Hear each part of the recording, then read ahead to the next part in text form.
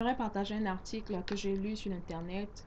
Il s'agissait d'une confidence du premier président ivoirien Félix Houphouët-Boigny à un de ses espions, de ses espions.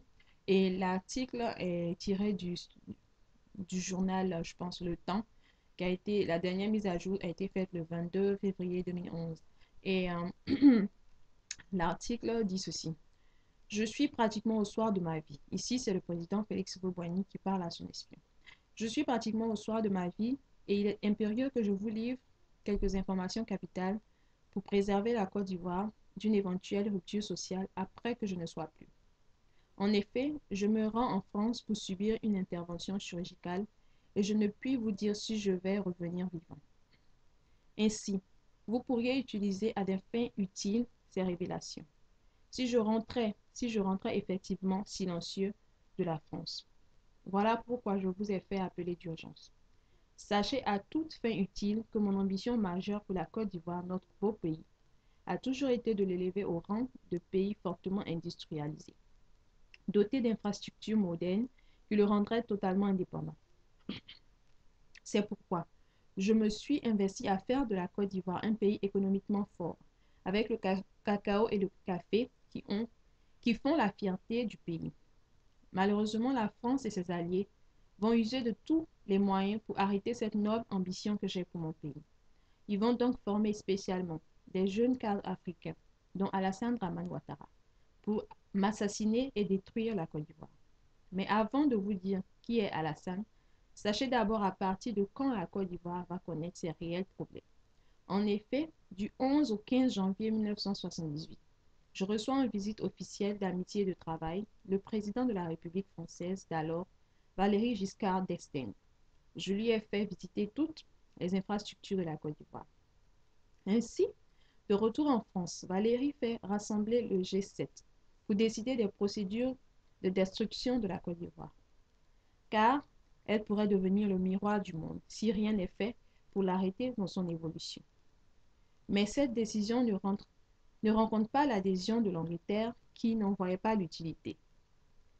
C'est à partir de ce moment que les prix de nos matières premières, en particulier le café et le cacao, vont chuter considérablement, et cela perdure.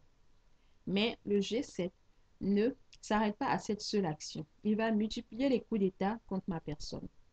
Mais à partir de 1981, avec l'arrivée de François Mitterrand à la tête de l'État français, les tentatives et actions de déstabilisation de la Côte d'Ivoire vont beaucoup durcir et s'intensifier. C'est ainsi que François Mitterrand va profiter de l'asile politique du jeune Laurent Gbagbo en France en 1984 pour le persuader d'un coup d'État contre moi.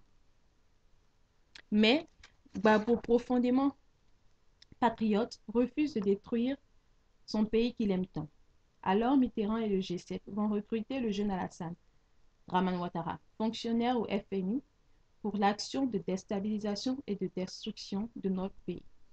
Car, connaissant parfaitement les origines burkinabées de celui-ci, il le sentait capable d'un tel comportement. Alassane est alors invité en France en 1984 pour expliquer son travail au FMI pour l'Afrique, devant plus de 40 chefs d'État, pendant une conférence de presse. Mais comment Alassane est-il arrivé au FMI? Point d'interrogation. En effet, en 1973 à 1983, sur intervention du président voltaïque d'alors, Sangoulé Lamizana, je nomme Alassane à la BCEAO successivement comme chargé de mission, conseiller spécial du gouverneur, directeur des études et vice-gouverneur en 1983. En 1982, je demande à mon ministre de l'économie et des finances d'alors Aboulaye Koné, de décorer le jeune voltaïque Alassane pour son dynamisme au travail. Aussi, le 1er novembre 1983, avec ma bénédiction et mon appui spécial, il est nommé fonctionnaire au FMI. Également, pour lui témoigner toute mon affection après la mort d'Abdoulaye Fadiga, ex-gouverneur de la BCEAO, je nomme Alassane comme nouveau gouverneur de cette institution. Mais chacun de vous se demande pourquoi et si c'était de gaieté de cœur que j'ai nommé Alassane Dramane Ouattara comme premier ministre de la Côte d'Ivoire. C'est essentiellement par souci de préservation de la Côte d'Ivoire d'une implosion sociale à l'avènement du retour au multipartisme en 1990. Ainsi, sur intervention du G7 et des institutions de Bretton Woods, je nomme d'abord Alassane comme président du comité interministériel le 18 avril 1990. Ensuite, comme Premier ministre en Côte d'Ivoire en novembre 1990. Mais avant de le nommer comme Premier ministre, Alassane s'engage par écrit à rester en dehors de la politique ivoirienne, en s'occupant uniquement de redresser l'économie même après ma disparition. Pourquoi ai-je exigé cela de lui? C'est parce que Alassane n'est pas ivoirien, mais plutôt voltaïque, burkinabé d'origine. En effet, Alassane Dramane Ouattara est né à Noumoudara, qui signifie Antiéfo, sa langue maternelle, village de forgerons, en ex-Haute-Volta, Burkina Faso. Noumoudara est dans le canton de Sendou, de la subdivision de Banfora, qui est du cercle de Bobo Dioulasso. Il a pour père le feu Ouattara Djika et pour mère feu Boro Bintou, tous deux burkinabés d'origine. Alassane est jumeau. Son frère est mort à sa naissance, ce qui entraîna également la mort de sa mère. Ainsi, Alassane fut élevé par Dabili Ouattara, la deuxième femme de son père, jusqu'à l'âge de 4 ans. C'est à cet âge également que le cousin et ami de son père, Tiekoura Ouattara, affectueusement appelé Mossi Ouattara, à Dimboko comme cuisinier de l'administrateur colonial de l'époque. Retenez également que Alassane a fait le cycle primaire et secondaire après l'école coranique en ex-Haute-Volta, actuel Burkina Faso. Il a obtenu son bac au lycée Zinda. Gaboré Alassane est parfaitement conscient de ses origines voltaïques. J'en veux pour preuve le document signé de lui et qui se trouve entre les mains d'une personne digne de confiance dont je vous révélerai le nom dès mon retour de la France. Maintenant, je vais me permettre de vous indiquer quelques points utiles de la procédure suivie par Alassane pour accéder au pouvoir. En effet, comme je l'ai indiqué tantôt, Alassane, le monsieur Afrique du FMI, est invité à Paris par François Mitterrand et le G7 en vue de prononcer une conférence explicative sur son travail au FMI pour l'Afrique. C'est à cette occasion qu'en aparté, François Mitterrand et le G7 vont confier à Alassane la mission destructrice de la Côte d'Ivoire. Mais n'étant pas ivoirien, donc ignorant les réalités du pays, c'est Dominique Ouattara, né Dominique Folorou Nouvien, qui est choisi pour aider Alassane à réussir sa mission. Voilà comment elle va se retrouver auprès d'Alassane. Ainsi, par l'intervention personnelle de celle-ci auprès de moi, je demande l'accord du président Thomas Sankara pour que Alassane soit nommé vice-gouverneur de la BCEAO au compte du Burkina Faso.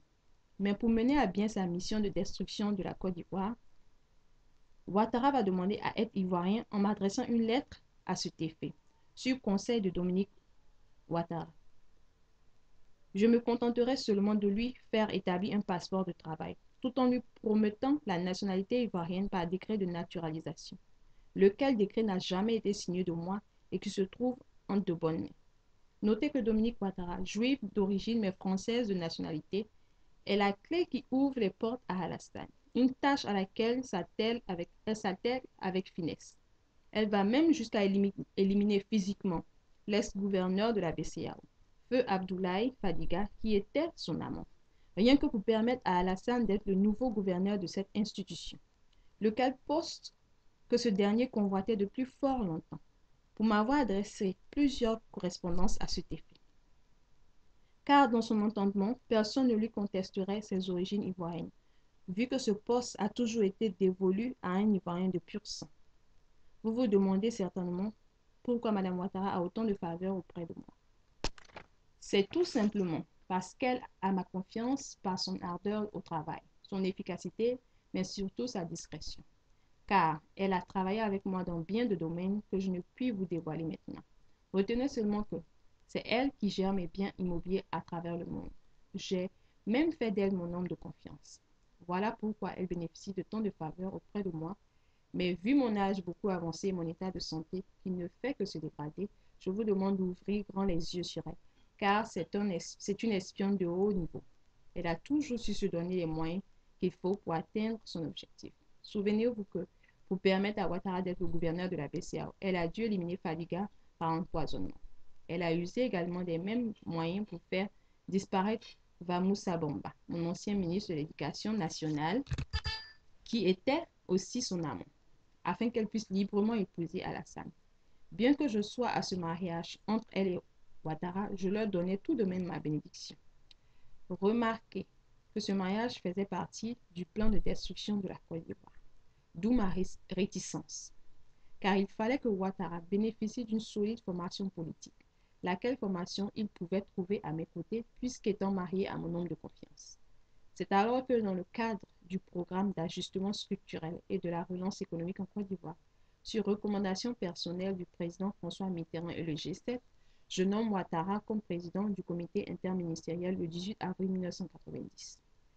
Il est bon de signaler dans le cadre de ce programme, Ouattara va travailler en étroite collaboration avec Daniel Kablan-Duncan, car Duncan avait déjà travaillé avec Alassane à la BCEAO. C'est lui qui a formé Ouattara quand il faisait ses premiers pas dans cette institution.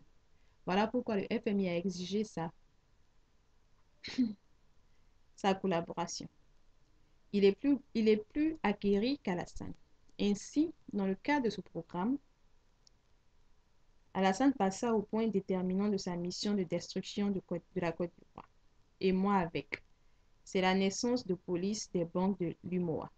Cette structure avait pour objectif de geler tous mes avoirs. Pendant 6 mois, le transfert de fonds était bloqué en Côte d'Ivoire. Il n'y avait ni export ni import d'argent en espèces. Même le citoyen ne pouvait recevoir ni faire partie de l'argent.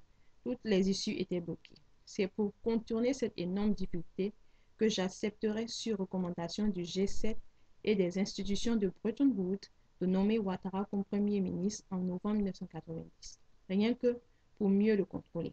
Retenez surtout que toutes les fois que j'ai nommé Ouattara à un poste stratégique, j'ai toujours pris mes dispositions.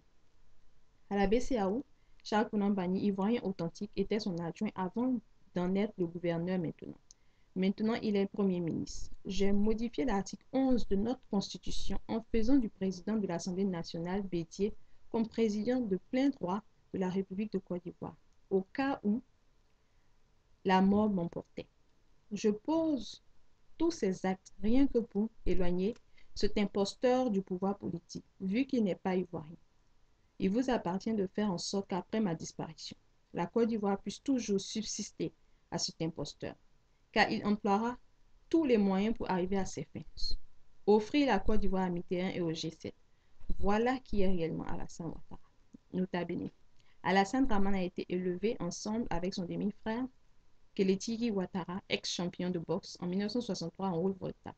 Il est le premier fils de Tabiti Ouattara, la rivale de la mère d'Alassane Dramane Ouattara. Dans l'hebdomadaire Le Phénix du lundi 9 au dimanche 15 décembre 2002. Fin de ma lecture. Vous pouvez commenter. Et comme je vous l'ai dit, c'est un article que j'ai lu sur Internet. Je faisais des recherches sur la Côte d'Ivoire, le président Félix Houphouët, et je suis tombée sur cet article.